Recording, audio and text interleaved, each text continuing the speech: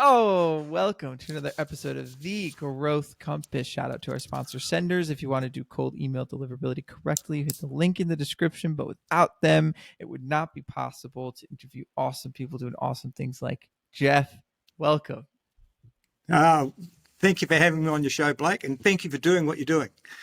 Well, thank you, man. I mean, I'm excited for people to learn more about what you're doing because I think the space that you're operating in, the work that you're doing is really impactful. So, right back at you. But for anybody that doesn't know, if you could just start with a little introduction about yourself and what you're building. Right, I'm a New Zealander by birth and living here, but I do most of my work in Australia, because it's a much bigger market. And I work in the area of sustainable industrial manufacturing or sustainability, decarbonisation. And originally in my career, I've had a very long and varied career. I started off as I was personal private secretary to the Prime Minister of New Zealand for 10 years. And 10 years, oh, in the 90s, a great era to be in running the country. It was really exciting. Wow. And then I went and become a brand marketer, an award-winning marketer. And then I got into commercializing technology. Got an internet startup away and a few other things. And it led me to decarbonisation and sustainability, and particularly in aluminium smelting. Somebody had a piece of tech that could really change the way aluminium smelters could integrate with renewable energy grids.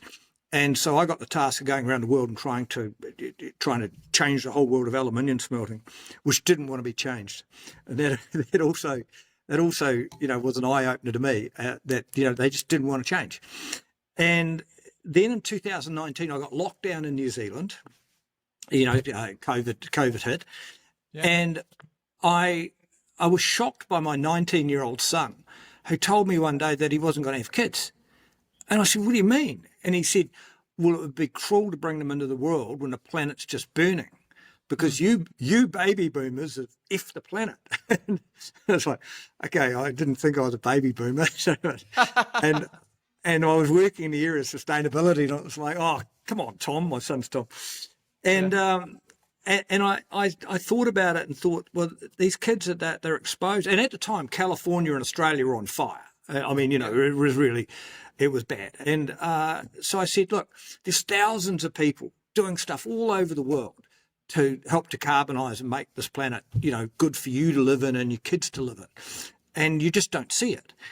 And I said, my next speech was in Brussels, and it was in a sustainability conference in Brussels.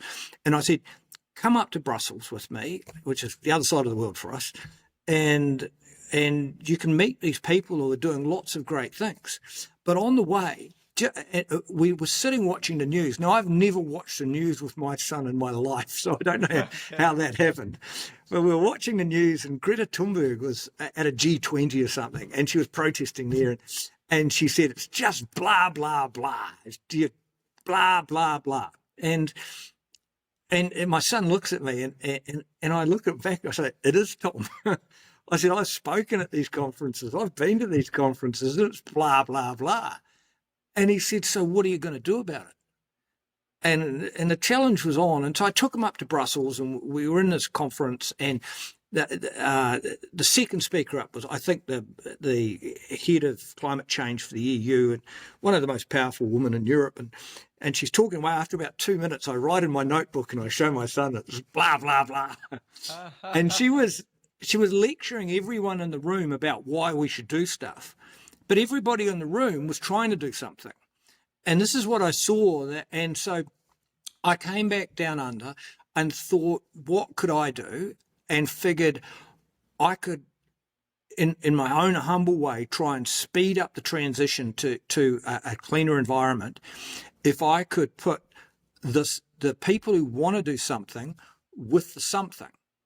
And what I saw was that everyone wanted to just talk endlessly about how difficult this was going to be, and about how all hard stuff that's out there, decarbonising international air travel, it's hard, it's out there. We don't really have the tech for it. And they were missing the point that we need to get started today.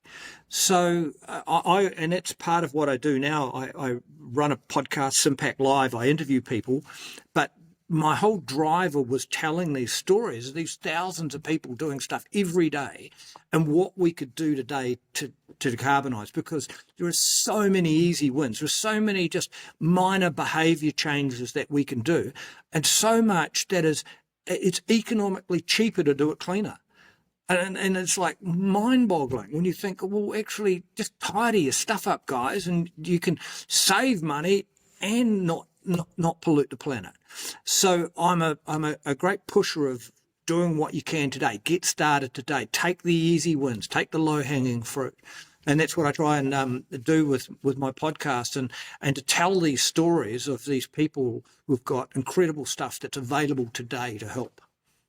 So I have it. So I have it pulled up. Awesome story, by the way. Shout out to your son for making that all happen. So SIM-PAC Live is mainly a podcast, or is there more to the? Okay, so I run networking forums, some conferences, and then it's a podcast. It's more in-depth interviews where I help these people. You know, I go in depth into the technology, and you can the YouTube channel is SIM-PAC, SIM-PAC Live, and because what I'm finding, running conferences and networking forums is sort of great, but it's not the fastest way to do things, and you know, and it can only get small audiences at once, and we've got to move a bit quicker. So I'm increasingly going online. And there's two things I'm really want to concentrate on. We run the SIM-PAC Live Sustainability Awards at the end of every year. It's the only awards down under that look at the entire supply chain. So industries have got awards, and then at the end of the day they say, oh, we give the sustainability award to X, you know. But this is from mining, for extracting minerals, through to composting and biogas, and all the way through agriculture and everything else.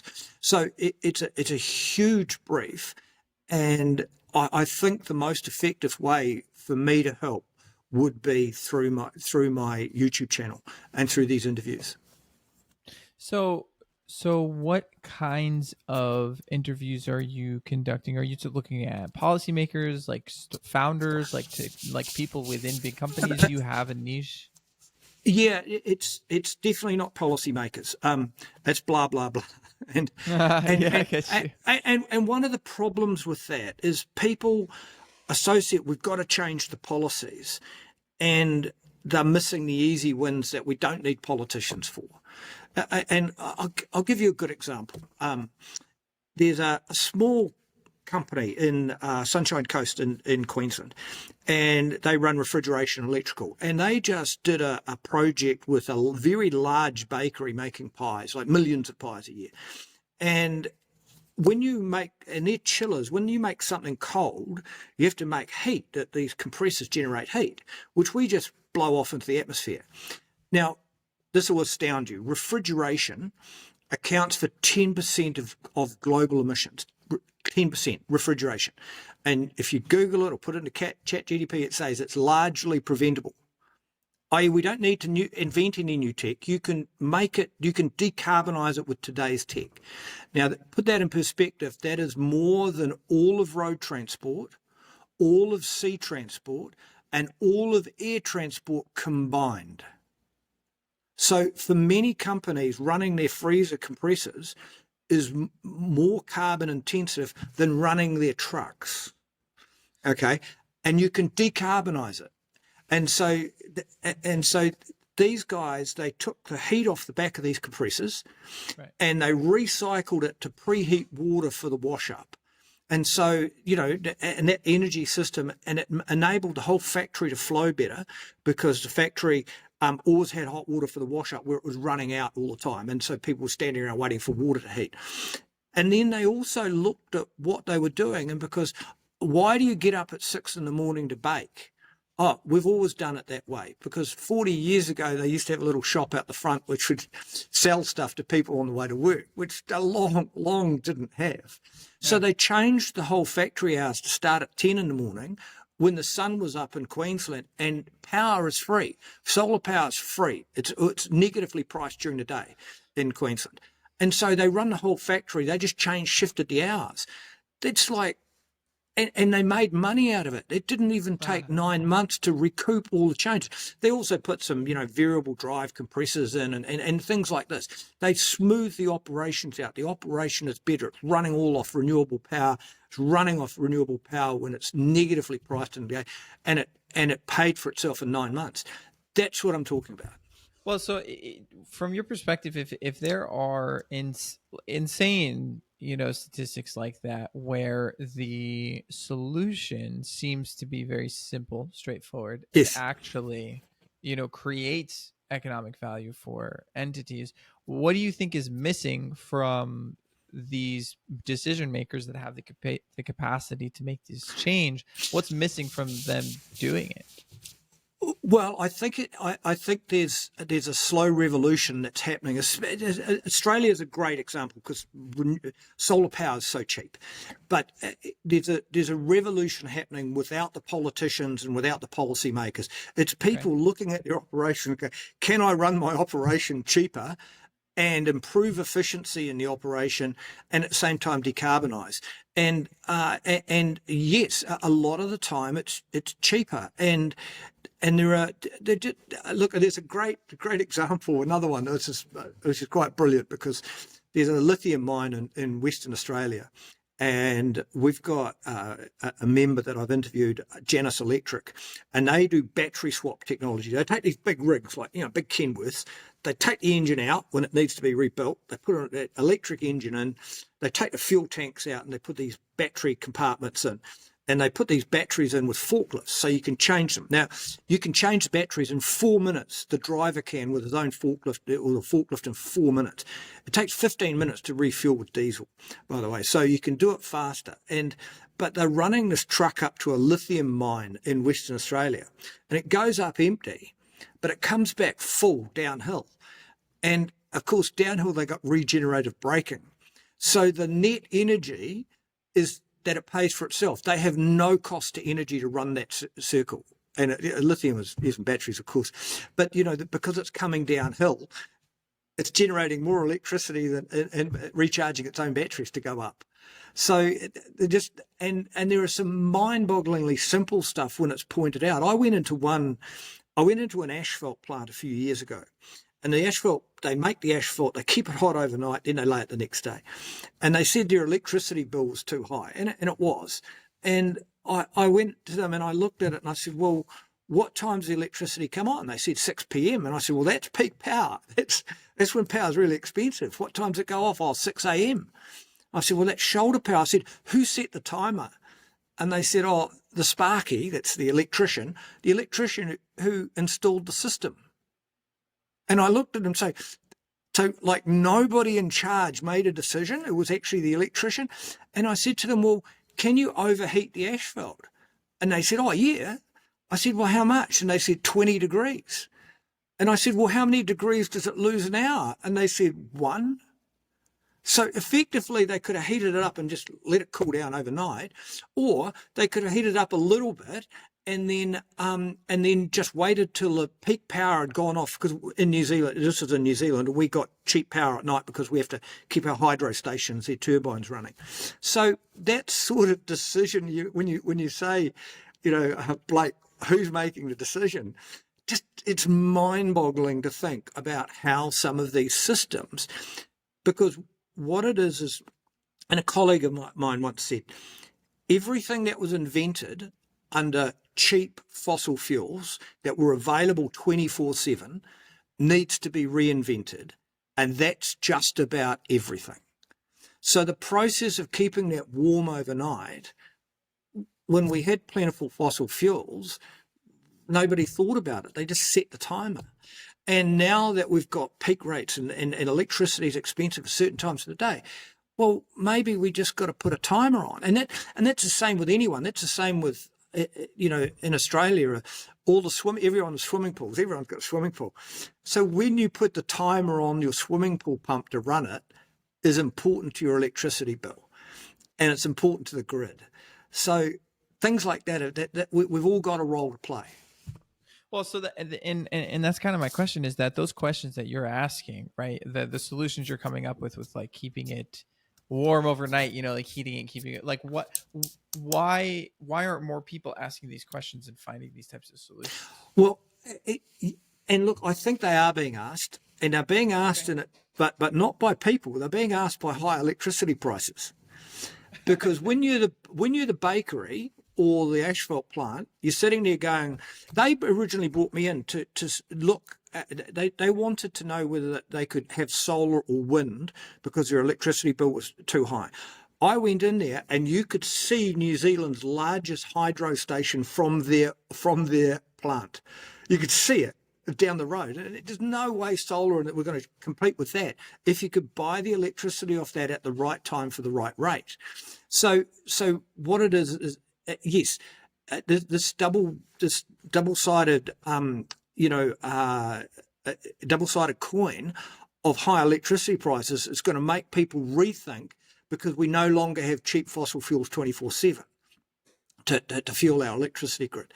And so that's a good thing. So I see economics driving a lot of this. I see it driving it more than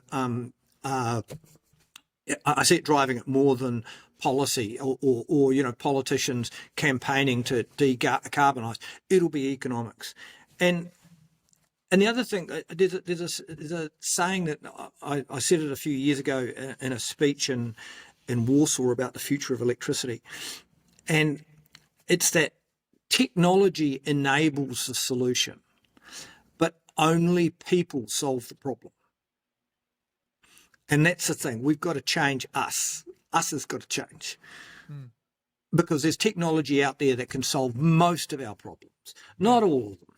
I mean, there's stuff that we've got to go in with faith that somebody's going to help decarbonise, international air travel in a way that we can't foresee yet. But that sort of stuff. But most of it, we've got to start today. That's the other thing, is starting today.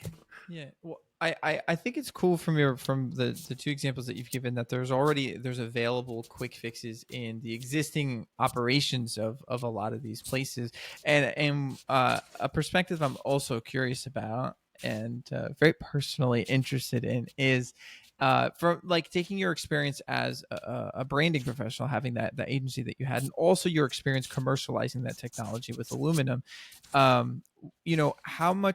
What do you see as far as like companies that are focused on sustainability, climate tech, clean tech companies, whatever whatever term you want to use? What do you see as far as the hurdles that they're facing as far as commercialization? Like, are there growth hurdles, brand hurdles, marketing, those types of business arms? Because the technology is there. A lot of times people have technology that's really capable, like you're speaking to, but Yes. what are the challenges on the other side of it?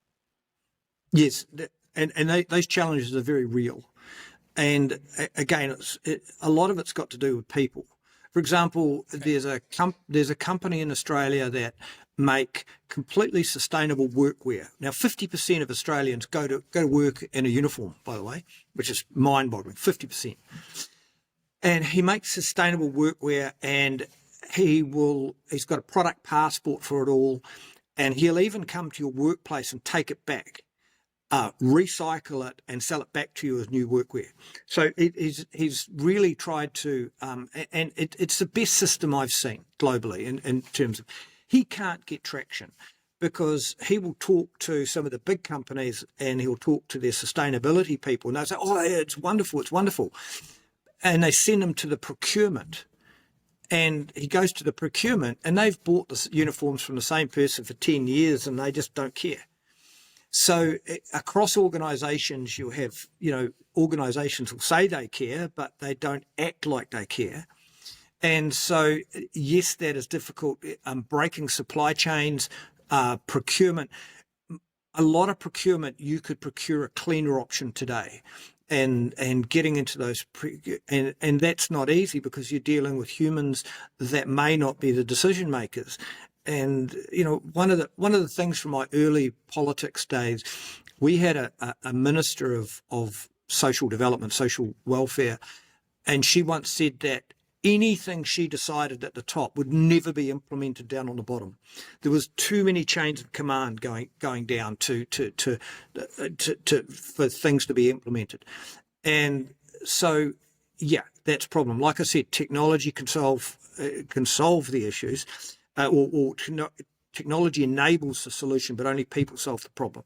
So, talking like we're talking today and getting stories out there, and if you want to change the world, you've got to talk to anyone who listen. So how do you think? Okay, how about this? What do you see as far as the success rate of companies in this industry effectively sharing their story in a way that enables them to commercialize effectively? And it's interesting. So my YouTube channel, and I was told yesterday, I'm the only one doing that in Australia, sharing those. There's a great YouTube channel, Michael Liebrick from the UK, and there's a few others around the globe. But we need more. We need more people like you, Blake, to take this up and talk about companies about what they're doing. Because when some of them share what they're doing, it's mind-bogglingly simple how they solve the problem. Sometimes it's a little bit of genius, back garage genius, and also you wouldn't believe how many people it's been cheaper for them to change. And that's going to drive things, because if it's more expensive, it then becomes a big problem, because the way we've built our capitalist societies up, especially when they've got people reporting to shareholders quarterly reports, that every quarter is that their prices are going up and down on the share market, and you want them to implement something that might take years. So this is why I talk about the easy wins. If its return can be so great, it can be put into OPEX and not CAPEX, and you don't have to go and sell that story to the shareholders. But here's something for you, because it was somebody from the United States, I think from the University of Boston, and I can't remember his name, and I apologize for it. But he's one of the atmospheric scientists, and he said the number one thing you could do today, anybody out there, is you could move your superannuation funds, your savings, to a fund that doesn't invest in fossil fuels. That's the number one thing. If everyone did that tomorrow, we would change the world. So if you're sitting there at home thinking, well, I don't cause that much of a carbon footprint and it's somebody else's problem, you can influence it by where you invest your superannuation funds. So then, first of all, I mean, thank you for that call to action. So if anybody is out there and they're thinking about what they can do, listen to what Geoff just said. Move your savings. It's very impactful. I'm going to get off this call and do it immediately. I mean, I don't know. I guess I have to do. There's lots of funds holding it, but yeah. So it's and some of the big sovereign funds are moving. Norway, which of course pulled lots of oil out of the North Sea, their big sovereign fund, the biggest in the world, the richest country in the world, they've pulled out of fossil fuels. They won't invest in anything that's got fossil fuels in it. So well, I'm curious again from the perspective of the types of conversations that you're having on your own podcast. Okay. I didn't answer that question. I'm sorry. So just on Friday, I talked to a person, Peter Clifford from Paradigm Fuels. Okay. Now, one of the great puzzles we haven't solved yet is making renewable diesel and sustainable aviation fuels from agricultural products. And there's a whole debate about it. There's how much agricultural productive land that we pull out to make these fuels, and are we going to have enough food and things like this. So it's a sensitive area. But what he's found is that he uses sorghum grass, a farm product which is like sugarcane but grows twice as fast with the same sugar content. They can make some sustainable aviation fuel, but they feed it into an algae farm. Now, algae is this huge carbon absorber. And look, there's people all around the world trying to commercialize algae farming, because if you could commercialize it at fine rate, you could make any fuels you like out of it in a sustainable manner, and it pulls the carbon out of the atmosphere. Now, he hopefully has cracked it as much as anybody else I've seen, and his system is completely circular. So the only inputs is sunlight and carbon out of the atmosphere. It's the only input. And he uses every chemical produced in the whole process, reintroduces it back, and then he uses all the carbon created, because just the sorghum grass alone will create something like 270,000 tonnes of carbon from 2,300 hectares of sorghum grass. Just if you left it on the ground, it creates methane, and they use the methane, they use everything, they use every single bit of it goes back into helping grow the algae farm, and the only outputs are sustainable aviation fuel, renewable diesel, oxygen, protein from algae, which can be used for fish farms or animal farms, and the rest of it goes back into the soil as fertilizer. And it's a stunning system. So I interviewed him about his system the other day, because he will need to go and get investment funds to be able to continue with this development of this. But if he can make it work, that would be a global game changer. No, as I said, nobody's growing algae consistently at the right price. What happens is the people who don't want to grow it and are horrified, and the people who want to grow it can't grow it. It's a difficult thing to grow. So that algae farming could change the world. Yes. Well, Geoff, I think it's really. I mean, my own personal experience doing the podcast is very. The types of people that I've been able to meet, the stories I've been able to hear, has been incredible. And so, given everything that you're exposed to, one of my favorite questions to ask people is, "What inspires you?" What empowers me? Inspire. Oh, what inspires me? Look, I think I've always had a bent since I was young for fair play or fairness. Like when other kids were, stomping on the bugs in the playground, I'd be taking them and trying to, put them out of harm's way and put them in the bushes. And I can remember when other kids were reading comic books, my sister and I, really young age, getting together and getting a subscription to National Geographic. And so I don't know where that comes from.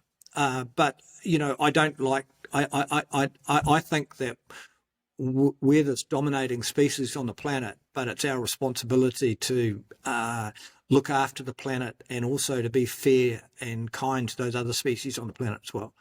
And so don't know where it comes from, but it's there and it's very strong. And it's probably one other thing too, Blake.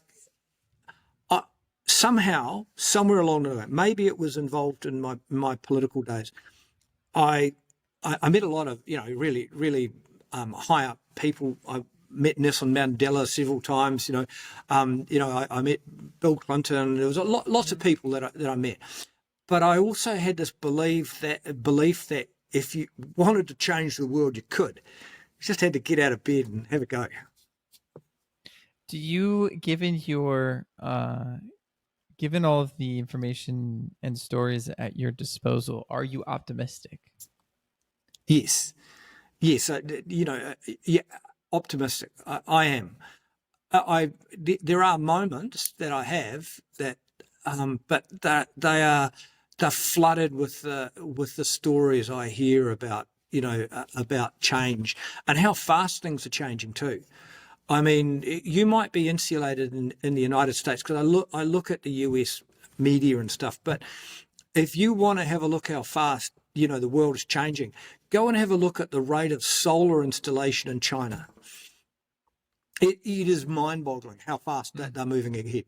They will be the renewable energy superpower, and and I had one person that represented a Chinese company come to one of my conferences in Melbourne last year, and his company alone was going to mitigate 100 million tonnes of CO2 that year alone.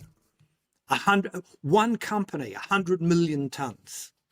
So, and So it can be done, and what was driving them was that, well, we're not going to have a planet to sell people stuff and make money. It's that, and also they thought it was going to be economically better. It's going to be cheaper and economically better.